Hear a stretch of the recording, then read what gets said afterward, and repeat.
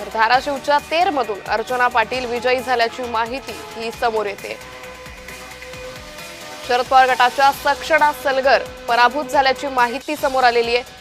त्यामुळे धाराशिवमधून ही अतिशय महत्त्वाची अपडेट सध्या आली। धाराशिवच्या तेरमधून अर्चना पाटील विजयी झालेले आहे, तर पवार गटाच्या सक्षणा सलगर यांचा मात्र पराभव झाल्याची मोठी अपडेट समोर येते। खरं तर सक्षणा सलगर या प्रवक्ता आहे आणि त्यांचा आक्रमक चेहरा म्हणून त्यांच्याकडे पाहिलं जातं, मात्र त्यांचा तेरमधून पराभव झाल्याची माहिती सध्या समोर येते। त्यामुळे पवार गटाला धक्का बसलाय। वैभववाडी पंचायत समितीवर मंत्री नितेश राणेंनी मात्र वर्चस्व राखल्याचं दिसून येतंय। भाजपकडे 6 पैकी 6 जागा आल्यात, त्यामुळे नितेश राणेंची रणनीती ही चांगलीच काम करताना दिसून येते। वैभववाडी पंचायत समितीवर भाजपने एक हाती सत्ता मिळवली आहे।